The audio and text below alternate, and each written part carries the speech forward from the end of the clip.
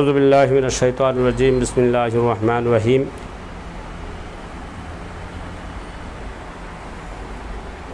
إن عدة الشهور عند الله 12 شهرا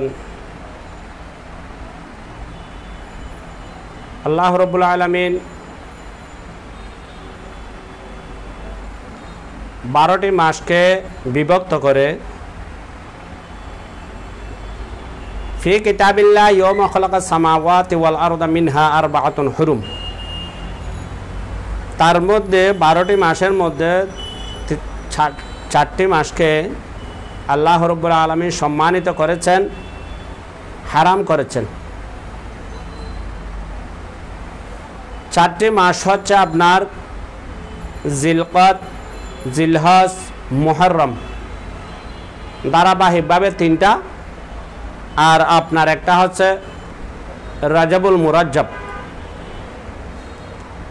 তার মধ্যে দেখা যায় 3টি মাস বাদ দিলে 4টি মাস থেকে আরেকটি মাস হচ্ছে আরবি বৎসরের প্রথম মাস মাহে মুহররম।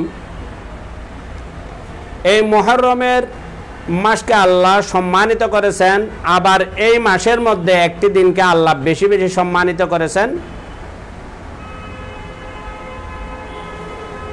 যে মুহররম মাসের 10 তারিখ পৃথিবীর সূচনা লগ্ন থেকে শুরু করে আখিরে জামানার নবী পাক সাল্লাল্লাহু আলাইহি ওয়াসাল্লাম পর্যন্ত 1,24,000 2,24,000 অসংখ্য নবী রসুলকে 10ই মুহররম আল্লাহর পক্ষ থেকে অনেক নাজ নিয়ামত দান করেছেন। তার মধ্যে 10 জন নবী এবং রসুলকে যে নিয়ামত দান করেছেন আল্লাহর পক্ষ থেকে, সেই জন্য আশারা থেকে আশুরা,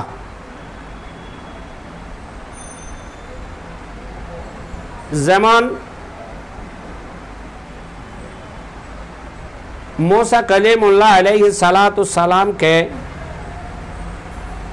বাহারে জোর দিয়ে যে রাস্তা করে দিয়েছেন, ফেরাউন থেকে পরিত্রাণ দিয়েছেন।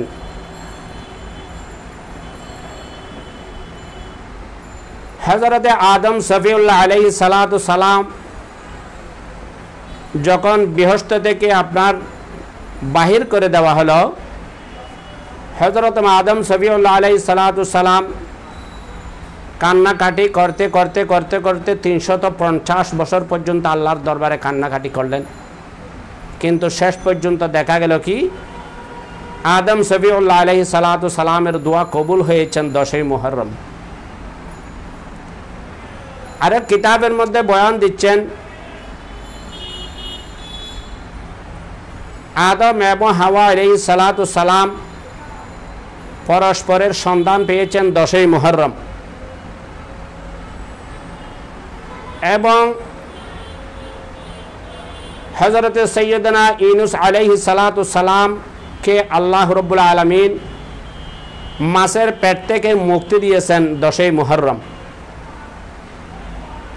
যেমন আপনার হযরতে সৈয়দনা নূহ আলাইহিস সালাতু সালাম কে আল্লাহ যে প্লাবন দিয়েছিলেন, প্লাবনের কারণে গোটা বিশ্ব পানির মধ্যে সয়লাব হয়ে গেছে, ডুবে নিমজ্জিত হয়ে গেছে, কিন্তু আল্লাহ রাব্বুল আলামিন 10ই মুহররম হযরতে নূহ আলাইহিস সালাতু সালামের নৌকাকে জমিনে জোত পাহাড়ের সাথে লাগিয়ে দিলেন এবং পানি নিষ্কাশন করে দিলেন। আপনার দেখা গেল কি হযরতে সৈয়দনা ইব্রাহিম আলাইহিস সালাতু সালাম 10ই মুহররম আপনার জন্মগ্রহণ করেছিলেন, দুনিয়ার মধ্যে আবির্ভাব করেছিলেন। এবং দেখা যাচ্ছে কি হযরতে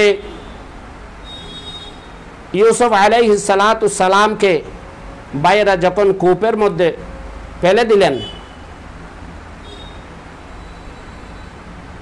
10ই মুহররম রব্বুল আলামিন হাকামুল হাকিমিন কূপ থেকে আপনার নাজাত দিলেন, পরিত্রাণ দিলেন 10ই মুহররম। কিতাবের মধ্যে দেখা যাচ্ছেন হযরতে ইয়াকুব আলাইহিস সালাতু সালাম নিজের সন্তানের আপনার সুখে শোকাহত হয়ে ইউসুফ আলাইহিস সালাতু সালামের জন্য ক্রন্দন করতে করতে কাঁদতে কাঁদতে এমন এক সময় পৌঁছে গেছে, দেখা যাচ্ছে কি হযরতে সৈয়দনা ইয়াকুব আলাইহিস সালাতু সালাম দুই চোখ অন্ধ হয়ে গেছে, জমিন আর জমিনের কোনো নাজ নিয়ামত কিছুই দেখতে পাচ্ছেন না, চোখের জ্যোতি চলে গেল। দেখা যাচ্ছেন রব্বুল আলামিন হাকামুল হাকিমিনের দরবারে আপনার যখন ফরিয়াদ করলেন, আল্লাহ রব্বুল আলামিন 10ই মুহররম হযরত ইয়াকুব আলাইহিস সালাতু সালামের চোখের জ্যোতি ফিরিয়ে দিলেন। দেখা যাচ্ছে কি হযরতে সৈয়দনা ইব্রাহিম আলাইহিস সালাতু সালামকে মুক্তি দিলেন অগ্নিকুণ্ড থেকে 10ই মুহররম। তাছাড়াও আখিরি জামানার নবী পাক সাল্লাল্লাহু আলাইহি ওয়াসাল্লামকে যে নাজ নিয়ামত দিয়েছেন, আমার রসুলের তো কোনো গুনাহ নাই। আল্লাহ রব্বুল আলামিন আমার রসুলকে কেন্দ্র করে বলতেছেন, ওয়ামা তাকাদ্দামু লিযামবিহি, হে রসুল আপনার আগের এবং পরের কোনো গুনাহ নাই, আপনি নিষ্পাপ। উচ্চ সুরে বলুন সুবহানাল্লাহ সুবহানাল্লাহি ওয়া বিহামদিহি সুবহানাল্লাহিল আযীম।